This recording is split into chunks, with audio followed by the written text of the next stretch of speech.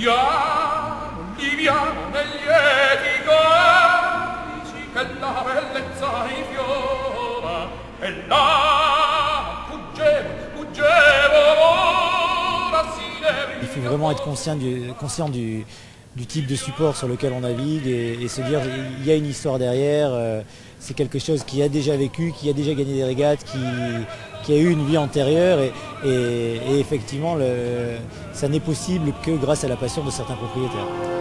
Respect et passion au profit de la tradition. Le Panerai Classic Yacht Challenge et son circuit aident à pérenniser cet art de naviguer un rien nostalgique. Après la France et l'Espagne, c'est à Porto Rotondo en Sardaigne qu'une trentaine de voiliers a jeté l'ancre. La Sardegna ed in particolare questa zona, quindi le bocche di Bonifacio, Porto Rotondo, Porto Cervo, sono delle zone estremamente formative per la navigazione. Conditions clémentes, mer d'huile et pourtant naviguer à bord de ces bateaux centenaires pour la grande majorité est à la fois grisant et un rien stressant. Chaque manœuvre doit être réfléchie, anticipée et calculée pour ne rien écorcher, rafler ou casser. C'est effectivement un travail quelque part un petit peu stressant parce que nous régatons à bord de ces voiliers classiques de manière de plus en plus professionnelle et les propriétaires veulent gagner, les équipages veulent gagner. On se retrouve aussi sur des plans d'eau qui sont beaucoup plus encombrés qu'en 1900 et il y a énormément de risques, d'où un stress.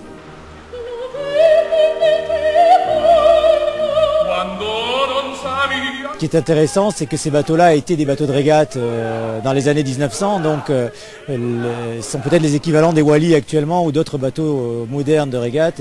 Et le jeu est exactement le même, si ce n'est qu'il faut intégrer le paramètre de la lenteur des manœuvres et je dirais du peu de mobilité du bateau.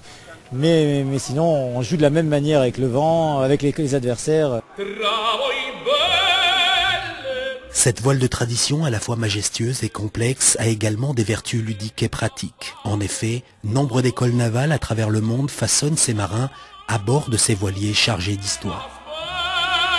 E da più di 40 anni i nostri cadetti ogni anno partecipano ad una campagna addestrativa a bordo della Stella Polare durante i 3 mesi estivi, luglio, agosto e settembre.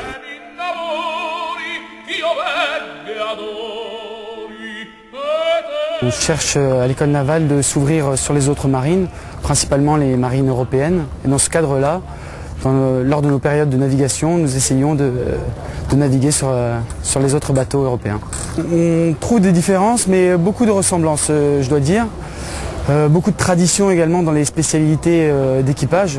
Il y a donc dans la marine nationale la spécialité de Bosco qui est l'homme à tout faire, l'homme à faire les nœuds, qu'on retrouve également dans la marina militare.